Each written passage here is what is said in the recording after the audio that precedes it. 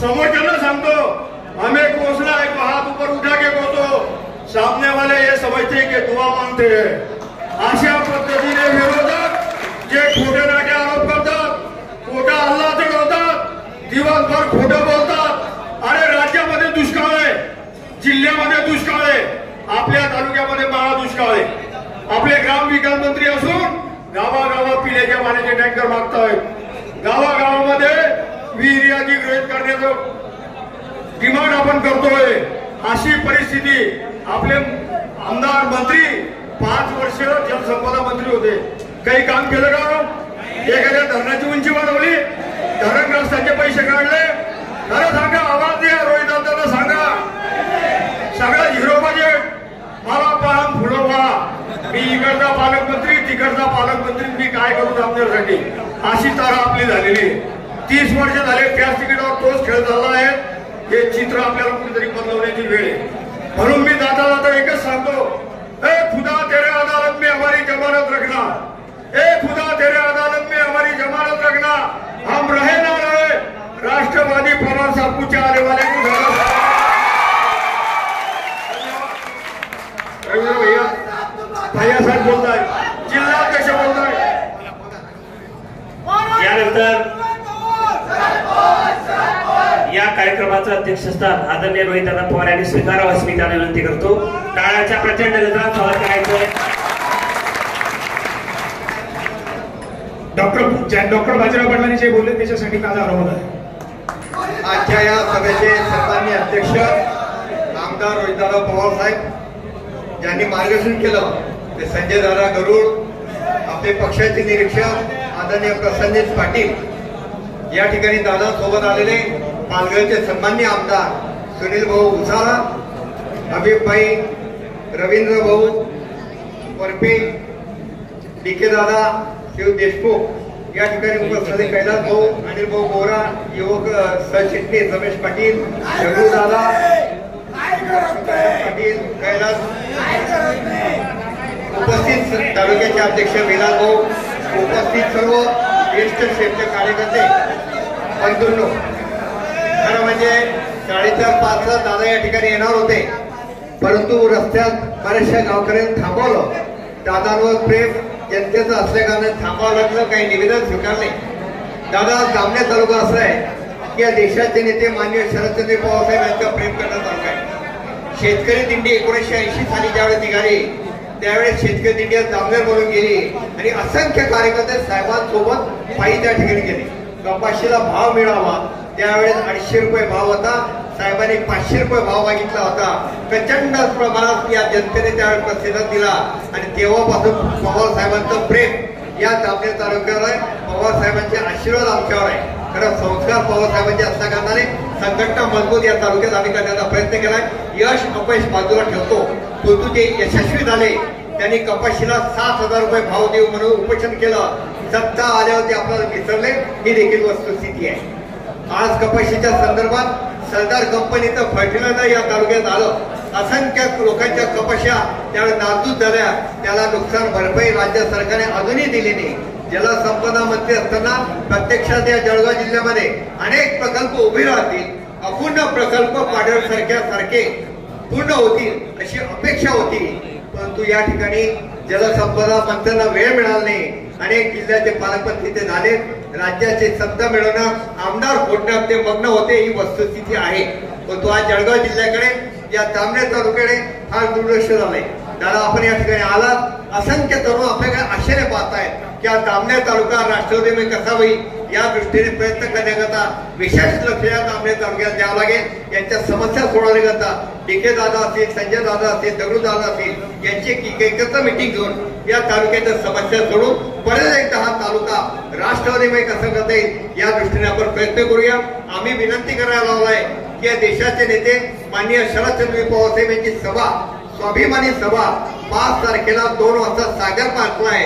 असंख्य संख्येने त्या ठिकाणी आपण यावं, अधिक तरुण त्या ठिकाणी यावं, कारण या देशात या राज्यात प्रामुख्याने पवार साहेबांचा पक्ष शाबूत राहणार आहे। पवार साहेबांचे विचार जनसामान्यांपर्यंत पोहोचून परत एकदा राष्ट्रवादीची सत्ता या राज्यात या जिल्ह्यात आणण्याचा प्रयत्न करतो। गेल्या 2 वर्षापासून जिल्हा परिषदेच्या निवडणुका नाही, नगरपालिका निवडणुका नाही, ग्रामपंचायत निवडणुका नाही, राज्य सरकार फक्त घोषणा करतं. पीक विम्याची रक्कम अजूनही केडीची त्या ठिकाणी आलेली नाही. फार नुकसान कुपोषित झालं आहे. म्हणून दादा हा जळगाव जिल्हा दुष्काळी जाहीर करावा हे निवेदन आपण 5 तारखेला आपल्या उपस्थित 11 वाजता जिल्हाधिकाऱ्यांमध्ये देऊ आणि राष्ट्रवादी रस्त्यावर त्या ठिकाणी उतरेल आणि आंदोलन करेल. तोपर्यंत आमच्या शेतकऱ्यांना न्याय मिळणार नाही. तोपर्यंत प्रत्येक तालुक्यात प्रत्येक गावात राष्ट्रवादीच्या माध्यमातून शेतकऱ्यांच्या पाठीमागे आम्ही उभे राहू एवढंच आश्वासन या ठिकाणी देतो. माझे मनोगत संपवतो. जय हिंद, जय राष्ट्रवादी. त्यानंतर हबीब भाई बोलतो. या ठिकाणी या सभेचे अध्यक्ष माननीय रोहितदादा पवार यांचं स्वागत संजय दादा गरुड यांनी करावं.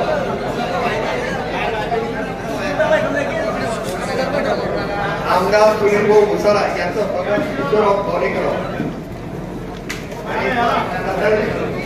चंद्रजीत पाटील यांचं स्वागत विनाश राजपूत यांनी करावं.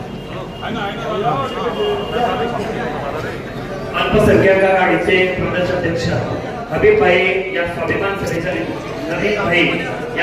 सभेच्या निमित्तानं आपल्या सर्वांना इथे संबोधित करतील. तत्पूर्वी स्वागत करायचं.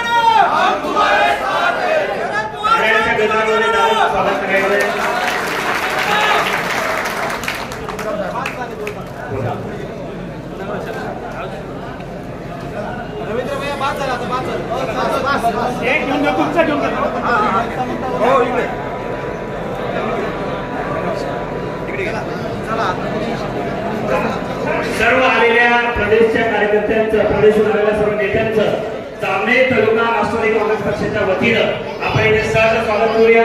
सर्वांचं शब्दसुमनाने जामनेर तालुका राष्ट्रवादी काँग्रेस पक्षाच्या वतीनं आपण स्वागत करूया.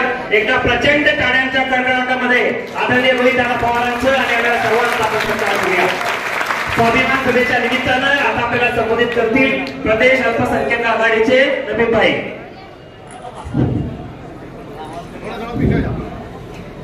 अरफात चौक के तमाम भाइयों को मेरा सलाम. अस्सलाम वालेकुम. आज पवार साहब का संदेश लेकर हम आपके बीच आए हैं और हमारे नेता, युवा नेता, एक बुजुर्ग के साथ धोखा हुआ और धोखा देने वाले कोई और नहीं थे, अपने ही थे और उन धोखा देने वालों ने धोखा देकर चले गए. लेकिन उस धोखे के जाने वालों से न घबराकर अपने साथ हम सब पवार साहब के साथ है. इस संदेश को लेकर आने वाले युवा नेता रोहित दादा पवार साहब मंच पर बैठे हुए, वो आमदार भूसार साहब, रविंद्र भैया साहब, पंकज नाना बोराड़े साहब, राजा राजपुरकर साहब, लावंडे साहब, वंदना चौहान जी और तमाम भाइयों, बुजुर्गों और दोस्तों, आज हम आपके बीच आए. शेर से मैं अपनी बात की शुरुआत करता हूं. हमें तो लूटा है अपनों ने दादा, हमें तो लूटा है अपनों ने, गैरों में क्या दम था. हमारी कश्ती वहां जहां डूबी वहां पानी कम था.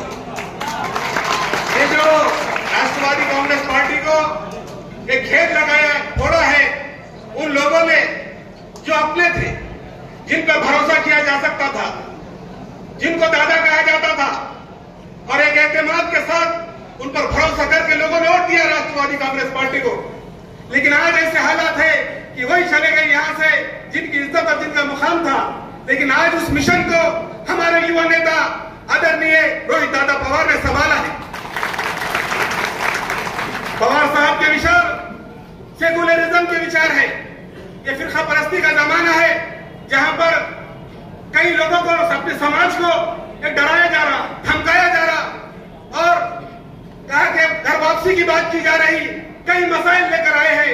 उस वक्त हमारी बात कहने वाला शरद पवार, जो मर्द आहन है, जो महाराष्ट्र में है और जो इस मुल्क के अंदर एक ताकत के साथ खड़ा हुआ और उन्होंने अपनी बात रखी कि सब समाज का साथ देंगे, सबका विकास, सब समाज.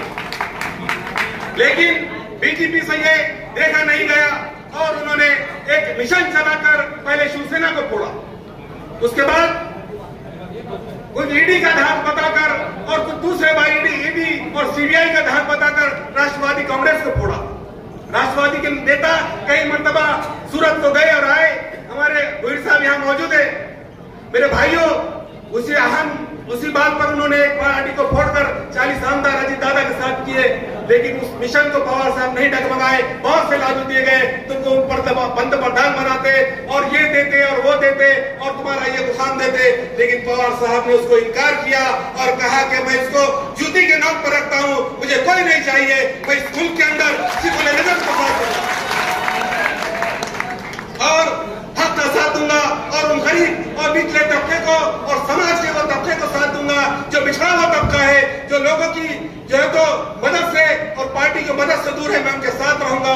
और इंडिया बनाया और इंडिया का नेतृत्व आज शरद पवार साहब कर रहे हैं, जिसकी मीटिंग कल हुई है। मेरे भाइयों, जब ये अलग हो गए तो लोगों को लगा कि पवार साहब कि हम अलग हो गए क्या होगा, लेकिन वो मिशन को हमारे युवा नेता रोहित पवार साहब ने लेकर खड़े हुए हैं और रोहित दादा पवार साहब ने महाराष्ट्र के कई इलाकों का दौरा किया है और मराठवाड़ा का दौरा किया और पश्चिम महाराष्ट्र का दौरा किया और उन्होंने आज विदर्भ और खानदेश का दौरा कर रहे हैं। हम सबको ये बताना जरूरी है कि हम फिरका परस्त के खिलाफ है और हमारा मिशन रोहित दादा पवार एक जो तारीख आई थी, एक तारीख रात का एक रोशन मुस्तकबिल जो है वो रोहित दादा पवार है और इनका हम साथ देंगे। यही बात को लेकर हमको सबको आगे बढ़ना है। पवार साहब का मिशन बहुत ऊंचा है और उस मिशन को कामयाबी के लिए हम रोहित दादा पवार जो इस मिशन को लेके चले हैं उनका हम सब साथ देंगे। फिरका परस्ती के खिलाफ हम आदरणीय राष्ट्रवादी कांग्रेस पार्टी के नेता पवार साहब, सुप्रिया ताई सुड़े और रोहित दादा पवार और उनकी टीम का हम पूरा साथ देंगे। यही बात की मैं आपसे गवाही लेना चाहता हूं और आइंदा दिनों में राष्ट्रवादी कांग्रेस पार्टी को हम मजबूत करें, उसका साथ दें और उसी के साथ हम जम जाए। इतनी बात कहता हूं और अपनी बात को खत्म करता हूं। खुदा हाफिज, जय हिंद, जय राष्ट्रवादी। और 5 तारीख को हमारी सभा आदरणीय हमारे नेता पवार साहब जो है तो जलगांव में आ रहे हैं और पवार साहब की सभा वहां पर 1 बजे होगी और तमाम लोगों से गुजारिश है कि देखो लड़ना है, जब लड़ना है उस ताकत से लड़ना है जो हमारे खिलाफ है, तो हमको भी अपनी ताकत बताना पड़ेगी। घर में बैठकर हमको लड़ने से नहीं होगा। जिस तरह योग बदर में उतर कर जंग लड़े गई तो अल्लाह की मदद आई, उसी तरह हमको हर मिशन में आगे बढ़ना पड़ेगा। यही गुजारिश करता हूँ, अपनी बात को खत्म करता हूँ। खुदा हाफिज, जय हिंद। जामनेर तालुक्यासाठी नाहीच तर महाराष्ट्रामध्ये आदरणीय रोहित दादा पवार यांनी आपण ऐकलं असेल पेपरमध्ये वृत्तपत्रांमधून शेतकऱ्यांचा ठिबक सिंचनाचा प्रश्न मांडला। एवढंच नाही तर तरुणांसाठी त्यांनी विधानसभेमध्ये 1000चं चलन हे तुम्ही जास्त होतं गरिबांसाठी हा विषय त्यांनी मांडला। आदरणीय शरदचंद्रजी पवार साहेबांनी 4दा या महाराष्ट्राचं मुख्यमंत्री म्हणून नेतृत्व केलं, देशाचं नेतृत्व केलं। त्या पवार साहेबांनी शेती आणि शेतकरी हा केंद्रबिंदू मांडला। तीच प्रतिभा आम्हाला आदरणीय रोहित दादा पवार यांच्यामध्ये दिसते आणि संबंध महाराष्ट्रामध्ये रोहित दादा पवार आपले युथ आयकॉन म्हणून पुढे आलेले आहे। या पवार साहेबांच्या 5 तारखेच्या स्वाभिमान सभेच्या निमित्तानं आदरणीय रोहित दादा पवार आपल्याला आवाहन आणि आपल्याशी संवाद साधण्यासाठी इथे आलेले आहेत। ते आदरणीय रोहित दादा पवार यांना विनंती करेल की त्यांनी आपल्या सर्व कार्यकर्त्यांना पदाधिकाऱ्यांना इथे संबोधित करावं। आदरणीय रोहित दादा पवार।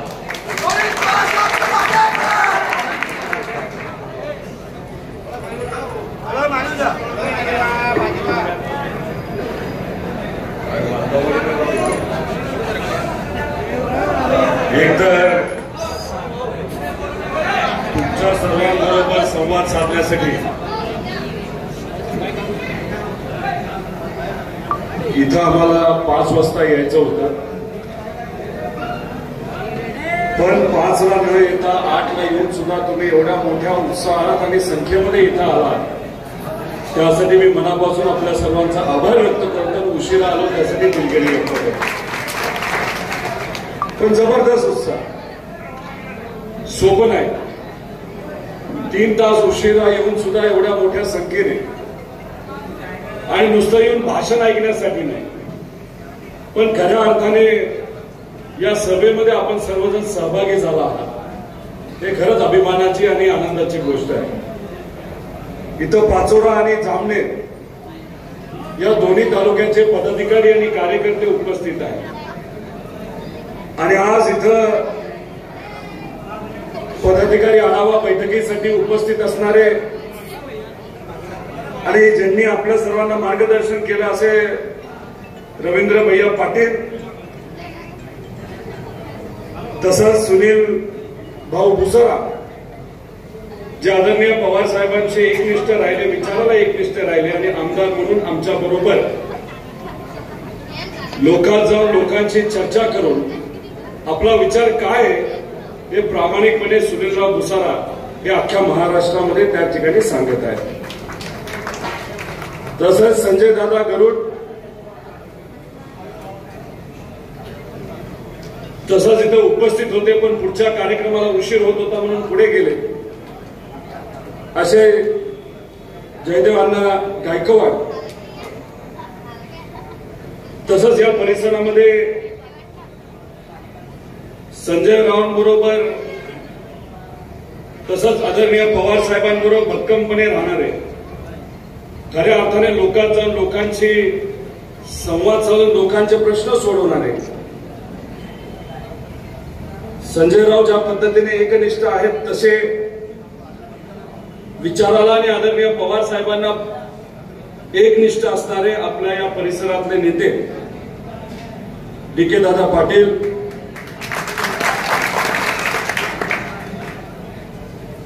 इथं आवर्जून निरीक्षक म्हणून अनेक वर्ष काम करणारे आहेत तसे बुलढाण्याचे,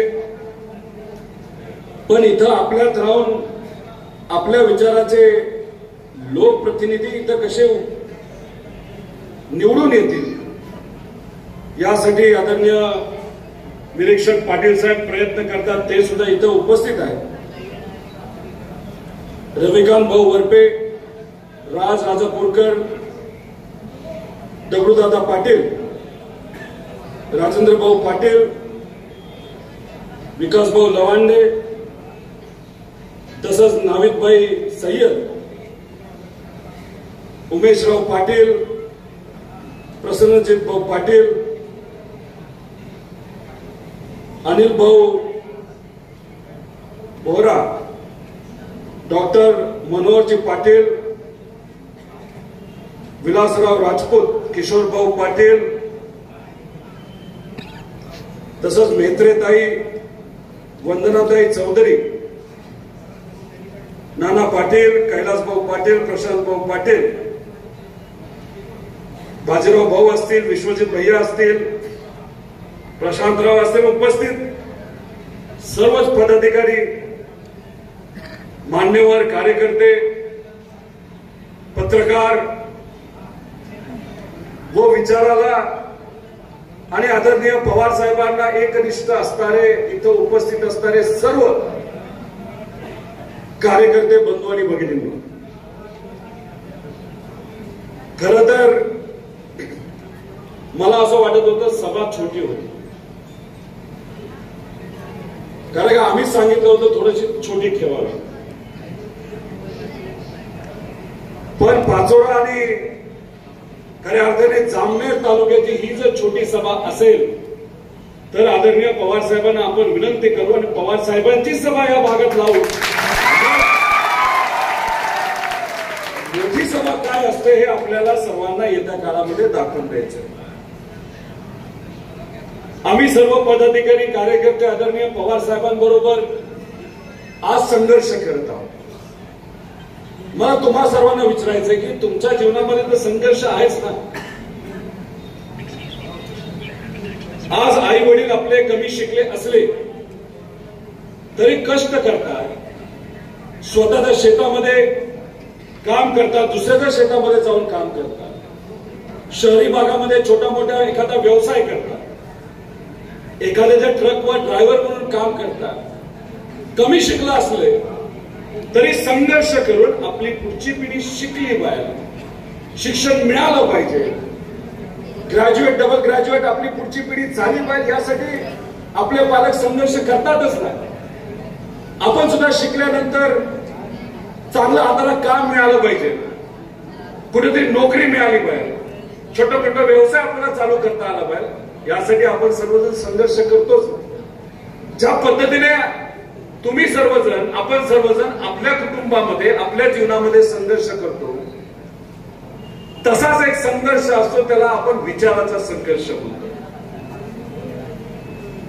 जात पात न बघता, धर्म न बघता आपण सर्वजण थोर व्यक्तींच्या जयंत्या साजरी करतो. शिवशाहू फुले आंबेडकरांचा विचार असेल, त्यांच्या जयंत्या असतील, आपण एकत्र येऊन का साजरी करू? कारण का त्यांचा विचार हा आपल्या सर्वांसाठी महत्वाचा असतो. ह्या सर्व थोर व्यक्तींनी संघर्ष केलाय. जसा संघर्ष आपण करतो, आपले आई वडील करतात, आपल्या आधीच्या पिढीने केलाय,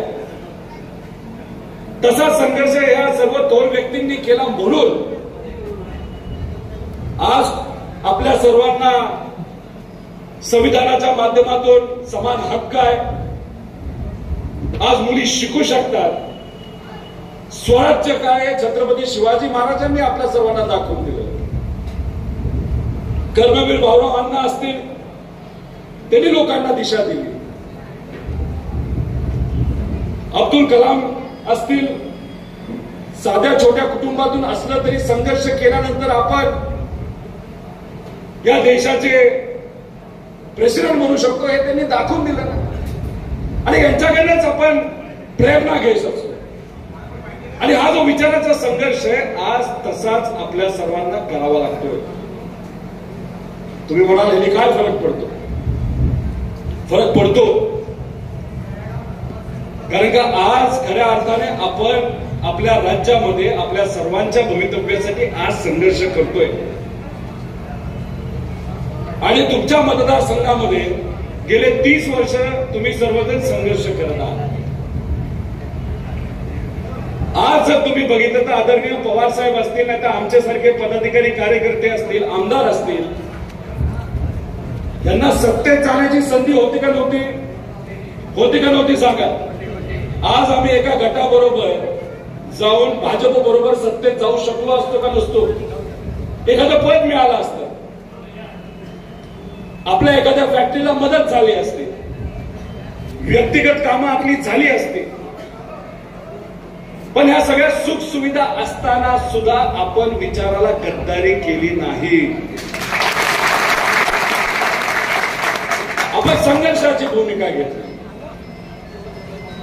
आमच्या मनामध्ये सुद्धा भीती आहे ना की आमच्यावर कारवाई केली जाईल, आम्हाला अडचणीत आणलं जाईल. पण राजकारणामध्ये पदासाठी आणि सत्तेसाठी फक्त आपण आलेलो नाही. आपण एका विचारासाठी, एका मार्गासाठी आणि संघर्ष करण्यासाठी आपण राजकारणात आलेलो आहोत. त्यामुळे आम्ही भाजप बरोबर पंगा घेतलेला आहे. आणि हा पंगा कशासाठी आणि कोणासाठी, कोणाच्या हिमतीवर घेतलाय? तर तुमच्या सर्वांच्या हिमतीवर घेतलेला आहे. महाराष्ट्राच्या स्वाभिमानासाठी घेतलेला आहे. युवा पिढीच्या भविष्यासाठी घेतलेला आहे. तुम्ही म्हणाल असा कसा संघर्ष? की तुम्ही म्हणताय की युवांची पुढची पिढी, त्यांचं भविष्य, त्यांना संधी. मला तुम्हा सर्वांना विचारायचंय, जामनेरची जी MIDC आहे, त्या MIDC मध्ये किती कारखाने आलेत सांगा? MIDC आहे का नाही? जर समजा MIDC असती, एखादा प्रकल्प तिथं आला असता,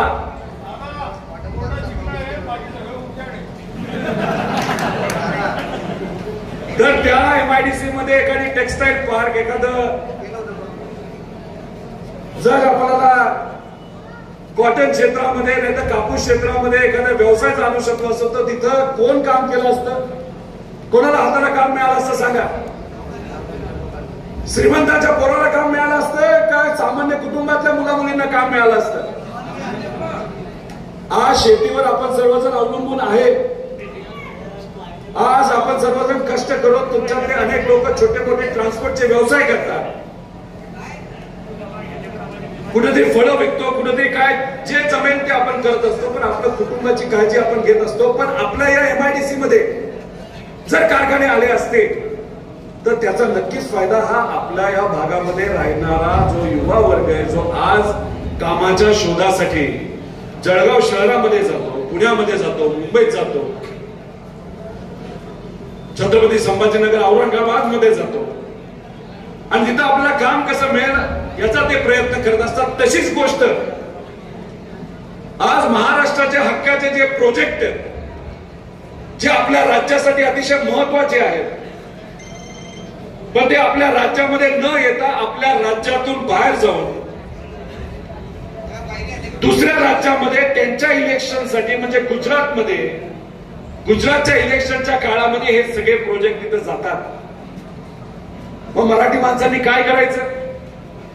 ज्या आई वडिलांनी कष्टातून मुलांना शिकवले, परिस्थिती नसताना शिकवले, या आई वडिलांनी जे काही स्वप्न आपल्या मुलांच्या माध्यमातून बघितले, मुलींच्या माध्यमातून बघितले, त्यांच्या स्वप्नाचं काय होणार?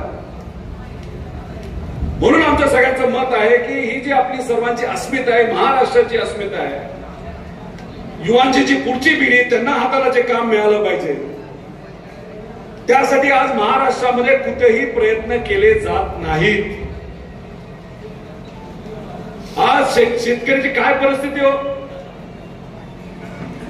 गेल्या वर्षी कापूस आपण सर्वांनी मिळून उत्पादित केला, विकला जात होता का कापूस? आज अख्ख्या महाराष्ट्रामध्ये जेव्हा आम्ही नागपूरमध्ये तुमच्या सर्वांच्या वतीने कापूसचा प्रश्न मांडत होतो, तेव्हा आपल्या या राज्यामध्ये शेतकऱ्याच्या घरामध्ये 22,000 कोटी रुपयाचा कापूस पडून होता. जर तुमच्या शेतामध्ये, तुमच्या घरामध्ये 1,00,000 रुपयाचा जर कापूस असेल, तर कापसाचं उत्पादन करण्यासाठी पैसे लागत नाही. बँकेकडनं पैसा नाही मिळाला तर तुम्ही व्याजावर पैसे घेतो, व्याजाचं मीटर चालू राहतं, कापसाचे भाव वाढतील, राज्य सरकार कुठेतरी मदत करेल या हेतूतून आपण सर्वांनी कापूस आपल्या घरामध्ये ठेवला. नागपूरमध्ये हा विषय मांडल्यानंतर मुंबईमध्ये परत हा मुद्दा आम्ही मांडला होता, पण तरी सुद्धा कापसाच्या बाबतीत सरकारकडनं कुठेही एखादं धोरण आणलेलं आपण सर्वांनी बघितलं का? काय नाही, आपल्या सर्वांना गृहीत धरतात, शेतकऱ्याला, कष्टकऱ्याला गृहीत धरतात. 2012ला आपल्या जिल्ह्यामध्ये एक मोठं आंदोलन झालं होतं, आठवतंय का? किती रुपये भावासाठी? किती रुपये? काय परिस्थिती आजची? सत्तेत असू द्या नाही तर नसू द्या, तुम्ही विचाराचे जेव्हा पक्के असताना तेव्हा तुम्हाला शेतकरी, कष्टकरी हा दिसतो, त्याच्या अडचणी समजत असतात, त्याच्या अडचणी सोडवण्यासाठी तुम्ही प्रामाणिकपणे प्रयत्न करत असतात. पण सत्तेत गेल्यानंतर जेव्हा तुम्ही सामान्य लोकांना विसरता, तेव्हा सामान्य लोक कधीही तुम्हाला लोकशाहीच्या माध्यमातून न्याय देत नसतात. 30 वर्षात काय झालं हे तुम्हा सर्वांना माहिती आहे, पण 2024ला काय करायचंय हा निर्णय पूर्णतः तुमच्या सर्वांचा आहे. तसंच अनेक प्रश्न लोकांनी मला मगाशी गाडीमध्ये सांगितले. माझ्या मतदारसंघामध्ये माझ्या विरोधात राम शिंदे नावाचे मंत्री होते, 5 वर्ष मंत्री होते, 5 वर्ष. आणि मंत्री असताना, कॅबिनेट मंत्री असताना 5 वर्षामध्ये माझ्या मतदारसंघामध्ये ज्या पद्धतीने विकास व्हायला पाहिजे होता तो अजिबात माझ्या मतदारसंघामध्ये झाला नाही. ही माझ्या मतदारसंघातली परिस्थिती. तुमच्या मतदारसंघामध्ये काय परिस्थिती आहे? खरं तर पाण्याच्या बाबतीत मोठे प्रोजेक्ट येणे अपेक्षित होतं, अनेक विकासाची कामं होणं अपेक्षित होतं, पण ती काय झालेली आपल्या सर्वांना दिसत नाही. आज आपल्या जिल्ह्यामध्ये किती मंत्री आहेत?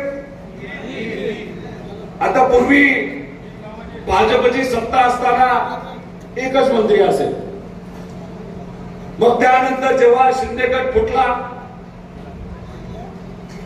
मग भाजपात एकत्रित आले तेव्हा 2 मंत्री झाले. 2 मंत्र्यांचं पट्ट गाव माहिती का काय होतं? जाऊ दे, इथं काय बोलत नाही. आता 3रे मंत्री आले, म्हणजे एक भाजपचे, एक शिंदे गटाचे आणि 3रे आमच्यातून जो गट निघून गेला त्या गटाचे. आता आता आमचे जे आज मंत्री झाले ते पूर्वी शेतकऱ्याच्या बाबतीत फार महत्वाचे मुद्दे मांडत होते. जेव्हा केव्हा आम्ही भेटायचो अधिवेशनामध्ये, कापसाच्या बाबतीत जेव्हा विषय मांडायचे तेव्हा ते कापसाचं गळ्यातलं घालून यायचे, गळ्यातलं. पण टोपी बनवायचे कापसाची, कांद्याच्या बाबतीत माळ बनवायचे आणि भाजपच्या विरोधात लढत असायचे. जेव्हा जळगावमध्ये शासन आपल्या दारी झालं होतं बघा, तेव्हा कदाचित त्यांनी निषेध सुद्धा केला होता. ठीक आहे, आता संधी मिळाली, सत्तेत गेले, शेतकऱ्याला विसरले, कष्टकऱ्याला विसरले, मतदारांना विसरले. मला हे कळत नाही, हे मंत्री झाल्यानंतर लोक का बदलतात, लोक का आपल्या मतदाराला आणि आपल्या मतदारसंघाला विसरतात, हे खरंच काय कळत नाही. कदाचित सत्ता डोक्यात जात असेल आणि ही जी सत्ता आहे ना ती लय मोठी सत्ता आहे, लय मोठी. आणि येत्या काळामध्ये आपल्याला या सत्तेची लोकशाहीच्या माध्यमातून शिकार करायची आहे. पण शिकार करत असताना दगडाली नाही तर पिस्तुल्ली करायची नाही. आणि हे जे भाजपचं जे जंगल आहे त्या जंगलामध्ये प्रतिगामी विचाराचे बिबटे नाही आहेत, पण वाघ आहेत, वाघ. आणि त्या वाघाला म्हणजे प्रतिगामी विचाराचे जे वाघ आहेत त्यांना लोकशाहीच्या AK-47 आपल्याला गोळ्या घालायच्या आहेत. म्हणजे मतदानाच्या माध्यमातून आपल्याला त्यांना उत्तर हे द्यायचंय. त्यामुळे त्यांची ताकद खूप मोठी आणि त्यांना असं वाटतं की पैशाची, म्हणजे भाजपला असं वाटतं की पैशाची आणि दडपशाहीची ताकद त्यांच्या बाजूने असेल तर आम्ही कोणालाही विकत घेऊ शकतो, आम्ही कोणालाही अडचणीत आणू शकतो, आम्ही कोणाचेही विचार बदलू शकतो असं काही लोकांना वाटतं. पण नेत्याच्या बाबतीत हे खरं असू शकतं, पण पब्लिक आणि सामान्य लोकांच्या बाबतीत असं आहे काय? आपली निष्ठा कोणी विकत घेऊ शकतं का? आपला स्वाभिमान कोणी विकत घेऊ शकतं का? जर आपल्या कुटुंबावर कोणी बाहेरून येऊन आघात काढून जर कुटुंब फोडलं तर ते तुम्ही सहन करणार का? मग स्वतःच्या हितासाठी तुम्ही कुटुंब फोडता, स्वतःच्या हितासाठी तुम्ही पार्टी फोडता आणि सत्तेत आल्यानंतर म्हणता की आमच्या सोबत कुठेही टिकू शकत नाही. अरे तुम्हाला तुमच्यावर आणि तुमच्या कार्यकर्त्यांवर एवढाच विश्वास असताना तर तुम्ही पक्षाला फोडलं नसतं. तुम्ही त्या कार्यकर्त्याच्या दमावर, पदाधिकाऱ्यांच्या दमावर इलेक्शनला सामोरे गेले असता. पण घाबरलाय तुम्ही आणि ते आम्हाला घाबरलेले नाही, तुम्हाला घाबरले, तुम्हाला भाजप तुम्हाला घाबरलेलं आहे. अख्ख्या भारतात परिवर्तन होते, महाराष्ट्रात परिवर्तन होते आणि लोकांना ह्या सगळ्या लबाड गोष्टी कळलेल्या आहेत. त्यामुळे लोकांना विचार महत्वाचा आहे, लोकांना खऱ्या अर्थाने विकास महत्वाचा आहे. आणि हे दडपशाहीचं जे राजकारण आहे ते लोकांना पटत नाही. म्हणून तुम्हा सर्वांना सांगतो की आपल्याला भक्कमपणे आपल्या विचाराबरोबर राहण्याची भूमिका ही त्या ठिकाणी घ्यायची. आमचे नेते आदरणीय पवार साहेब आज लढतायत. 83 वर्षाचा युवक आहे, युवक. सकाळी 6ला निघतात, मध्ये आधी लोकांना भेटतात, दुपारची एखादी सभा करतात, एखाद्या गेस्ट हाऊसवर कार्यकर्त्यांशी बोलतात, पदाधिकाऱ्यांशी बोलतात, त्याचं नियोजन ते करतात आणि परत संध्याकाळी एक सभा घेतात आणि रात्री 10-11 वाजता परत पदाधिकाऱ्यांना भेटतात. अहो 83 वर्षाचा एक युवक पवार साहेबांचं हे करू शकतो. अनेक युवक ते खऱ्या अर्थाने 36-40 वर्षाचे आहेत, ते अशा पद्धतीने काम करत नाहीत. कारण काही लोकांसाठी सत्ता ही ऊर्जा असते आणि पवार साहेबांसाठी तुम्ही ही ऊर्जा आहेत, महाराष्ट्र हा ऊर्जा आहे आणि महाराष्ट्राचा स्वाभिमान ही त्यांची ऊर्जा आहे. म्हणून आज सत्तेत न जाता कदाचित विचार केला असता तर साहेब रिटायर पण झाले असते, संस्था बघितल्या असत्या. पण त्यांना माहिती आहे ज्या विचाराच्या विरोधात गेले 60 वर्ष ते लढत आहेत तो विचार, आणि त्या विचाराला जर आज ताकद मिळाली तर उद्या सर्वसामान्य लोक अडचणीत येणार. उद्या आपल्या हातामध्ये काम दिलं जाणार नाही. उद्या आपल्या हातामध्ये दगड दिले जातील. दगड जाती जातीमध्ये वाद निर्माण केला जाईल. धार्मिक वाद निर्माण केला जाईल आणि त्याच्यामध्ये गरिबाचीच घरं जळणार, गरिबाची दुकानं फुटणार, गरिबाच्याच मुलांच्या हातामध्ये दगड असतात आणि तो दगड राजकीय द्वेषातून काही पार्टींनी जर लोकांना भडकवलं तो ज्या व्यक्तीच्या डोक्यात पडणार तो सुद्धा गरिबाचाच मुलगा असणार. श्रीमंत लोक आणि ते एसी मध्ये बसून नुसती मजा बघणार, नुसती मजा. त्यामुळे याच्यातून आपल्याला काय मिळणार नाही. आपण सातत्याने सरकारला हेच बोललो पाहिजे, मुद्द्याचं बोला. आमच्या मतदारसंघामध्ये एमआयडीसी काय येत नाही, मुद्द्याचं बोला. आमच्या मतदारसंघामध्ये बंधारे काय येत नाही, मुद्द्याचं बोला.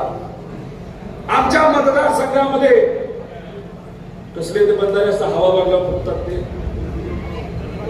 बोलून बंधारे काय येत नाहीत, हा प्रश्न तुम्ही करा.